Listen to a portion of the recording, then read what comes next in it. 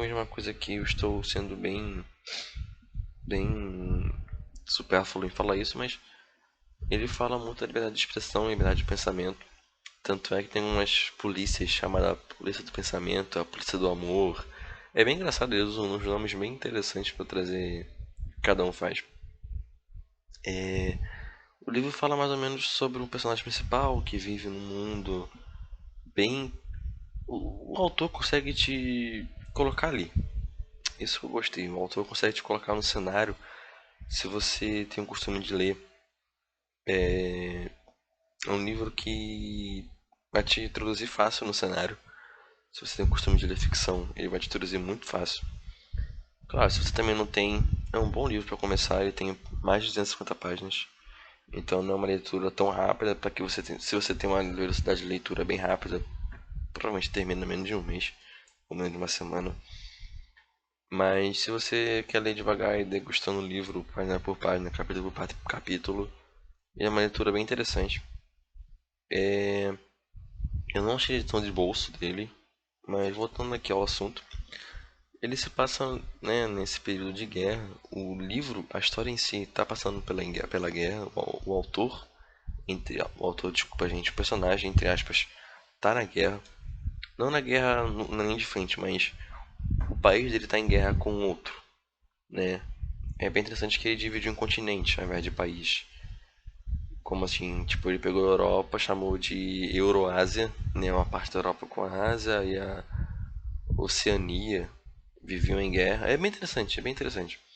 Se você for parar pra pensar, a direção que ele faz, né? O autor, o principal personagem principal, ele trabalha pro partido. O que que seria o partido?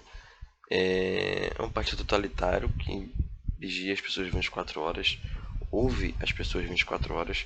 Tanto é que a referência ao Grande Irmão, se você for parar para ver, se você tem um conhecimento em reality show brasileiros, não é brasileiro, mas um reality show com o mesmo nome que é Big Brother, Grande Irmão, né? Traduzindo aí para o nosso português. Se for parar para ver, a ideia é a mesma. Bem, a ideia é a mesma de, né, no reality show as pessoas são vigiadas literalmente 24 horas por dia. Então não é diferente no livro, né? No livro existe uma, eles falam que é a teletela. A teletela, se não me engano, o nome, ela tem a função de vigiar o que a pessoa fala e faz dentro de casa. Realmente dentro de casa, literalmente dentro de casa. Né? Então, praticamente quer instalar em todos os lugares para descobrir se existe alguma pessoa que é contra o partido, se é contra aquele tipo de regime. E o livro aborda muito sobre liberdade, né? Se você for parar pra ver, tem alguns personagens que esquecem o que é liberdade. Alguns personagens não sabem o que é liberdade.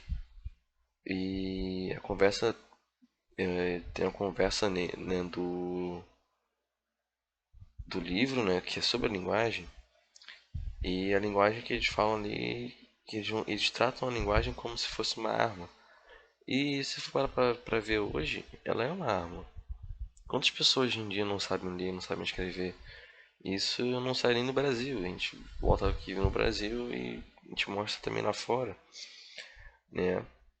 É algo que chega a ser chocante, falando em realidade pro século XXI. A gente está conseguindo ir para Marte, mas não está conseguindo Caraca, que engraçado. Dar educação de ler e escrever para as pessoas.